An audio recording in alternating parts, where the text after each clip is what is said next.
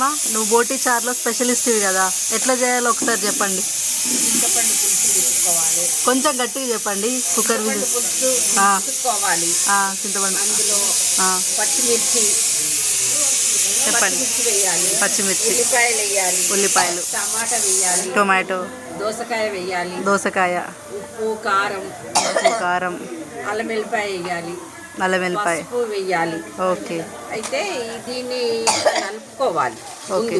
కొత్తిమీర, కరివేపాకు, ఉప్పు, దొడ్డు. ఓకే. దొడ్డు ఉప్పు కలిపి ఇందులో వేసుకోవాలి.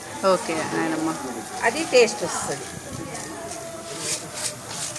పాతకాలం నాటి బోటి చారు పులుసు విధానం మా నాయనమ్మ సాంప్రదాయ పద్ధతిలో చెప్తుంది. ఇది బోటి తీసి ఇందులో కలుపుకోవాలి. పచ్చి బోటి ఉడకబెట్టింది కదా, పచ్చి బోటి. దాంట్లోకి ఆనియన్ వేశారు కదా, ఆనియన్ వేసాను. ఇది కడుక్కోవడం. ఉల్లిగడ్డలు వేసి కడిగేస్తారా?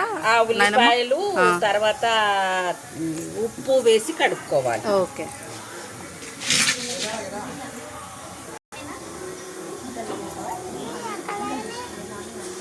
దీంట్లో నూనె కూడా వేసేసుకోవాలి. పచ్చి నూనె వేయాలి.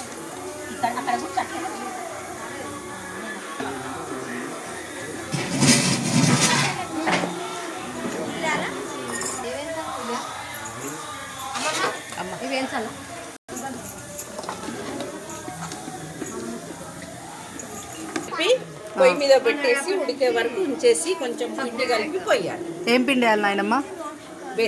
బేసన్ పిండి వేసేసి. ఓకే. శనగపిండి, బేసన్ పిండి అంటే శనగపిండి వేసి. ఓకే. ఓకే నాయనమ్మ.